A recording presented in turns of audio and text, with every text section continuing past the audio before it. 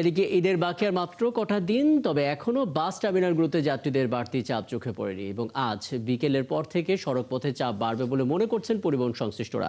আমরা আরেকটু আপডেট নিতে চাই, সড়ক পরিবহনের যুক্ত হচ্ছেন সহকর্মী মিল্টন আনোয়ার। মিল্টন, আমরা রেল স্টেশনে খবর নিচ্ছিলাম এবং সেখানে আসলে যাত্রীদের উপস্থিতি ছিল। সড়কের ক্ষেত্রে যদি আমরা বাসের কথা চিন্তা করি, যাত্রীদের উপস্থিতি কিছুটা কম যতটা আমরা জানতে পারছিলাম। ঠিক এই মুহূর্তে কি দেখছেন, যারা আসলে বাস কর্তৃপক্ষ তাদের দিক থেকে কোনো বক্তব্য আছে কিনা, সার্বিক চিত্রটা কেমন আসলে?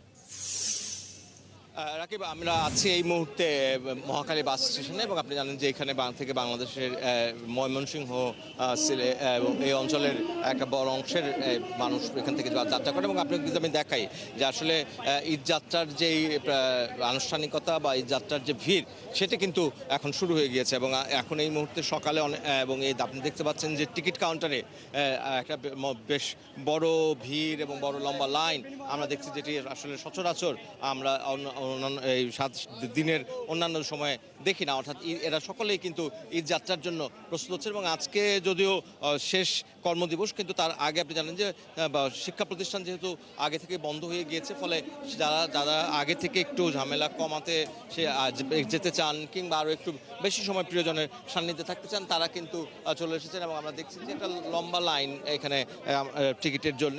এবং সেক্ষেত্রে আমরা এই বাসের যে টার্মিনালের আশেপাশে যেটা দেখেছি সেখানে অসংখ্য বাস তারা দাঁড়িয়ে আছে যে যাত্রীর অপেক্ষা। এবং আজকে যেহেতু এই অফিসের পরে একটি মূল যে ঈদের যাত্রার যে ভিড় সেটি এই কাউন্টারে শুরু হবে, সেই প্রস্তুতিটি কিন্তু নেওয়া আছে। এবং আমরা দু চারজন যাত্রীর সঙ্গে কথা বলার চেষ্টা করেছি এবং তারা বলেছেন যে তারা আজকে একটু যাতে এর পরে খেলে ঝামেলা হতে পারে, ঝঞ্ঝাট হতে পারে, সে ঝামেলা এবং ঝঞ্ঝাট এড়াতে আজকেই তারা এই সময় দিনের দিনে তারা বাড়ি যেতে চান বা তারা যাদের গন্তব্যে যেতে চান।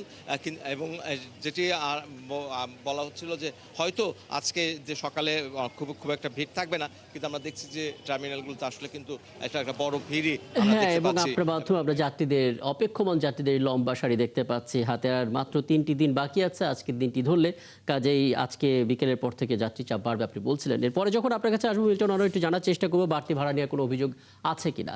স্বয়ং মিল্টন আনোয়ার যুক্ত হয়েছিলেন, বলছিলেন মহাখালী বাস টার্মিনাল থেকে।